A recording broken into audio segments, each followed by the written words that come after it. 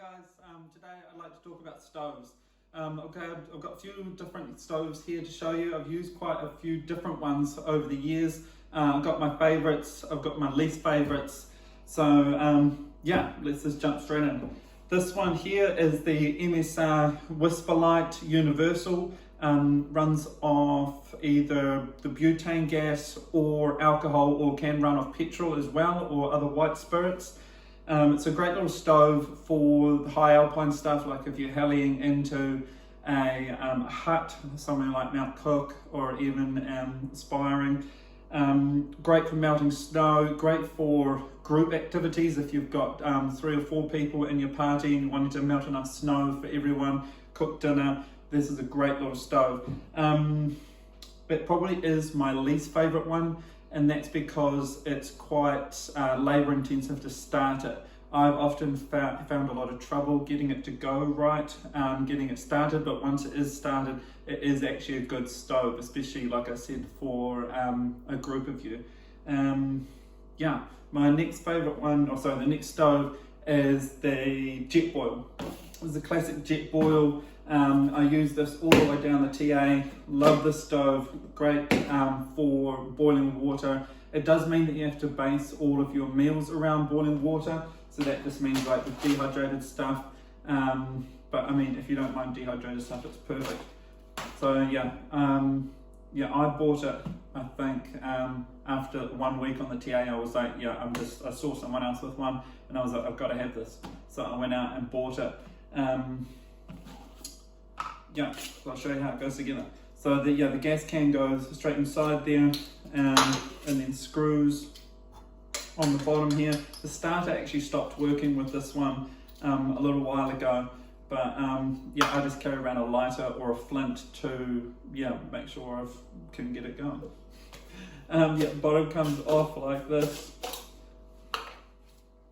Screws on here, and then you just chuck the water straight in there. You can boil 2 cups at a time, which is I think about half a litre. Perfect for coffee, perfect for dehydrated stuff. Yeah, great little stove for 1 or 2 people.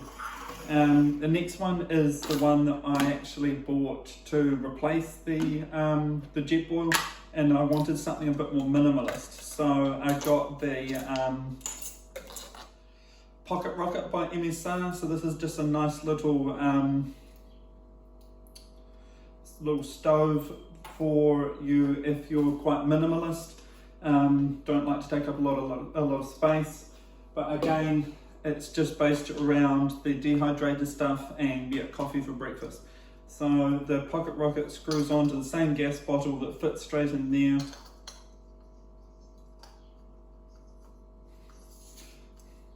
Yeah, and then your pot goes on there. It's got a nice little cup as well.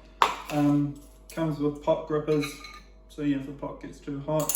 And then this one doesn't have a starter on it, so I like to take a little flint. This is just a light my fire flint. Great little tool, great little piece of emergency equipment as well to have on you. Yeah, it'll still work when it's wet. Great for starting a fire at the hut if you get there late at night and you're wet and cold in the backcountry.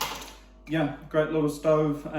Really like this one for the fact that it's so small, minimalist, and does everything that I want it to do.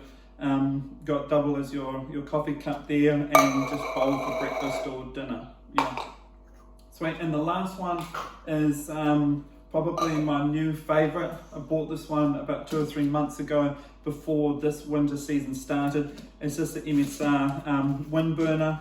So this is great for melting snow for 1 or 2 people.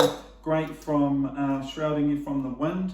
So I really switched up to get the wind burner from the JetBoil, because I was finding that when we were up in the mountains winter camping in a bivvy or in a rock cave or snow cave, trying to melt snow for water with the JetBoil, the wind was getting in through the side and just blowing it out. We were using an excessive amount of gas trying to melt snow. I was like, we've got to do something about this to stop the wind.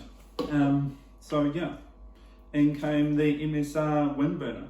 So it shrouds the flame, unlike the JetBoil, and the top goes right on there. Perfect for 2 people, perfect for melting snow, keeping the wind out.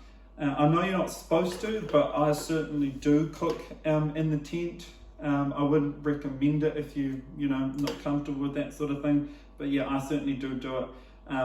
Mainly because if it's too windy outside and you still want to cook dinner, I mean, what else are you going to do?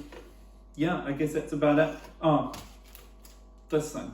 We made these for our pots or our bowls before this winter to keep them warm. So this is just made out of a sun visor thing from a car. So just one of these.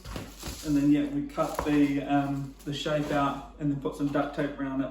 I could not believe how well these things worked. It was amazing at keeping our dinner warm for at least 10 or 15 minutes, which changed from last season. Last season when we were cooking our dehydrated stuff at the winter camp, I felt like the food froze before we even got to eat it. Like that's how quickly it got cold. But yeah, I made this season and worked really, really nice. A little free trick for you guys out there. Alright, if you've got any questions, comments, let me know what you do. Always interested to hear different sides. Yeah, let me know in the comments down below. Thanks.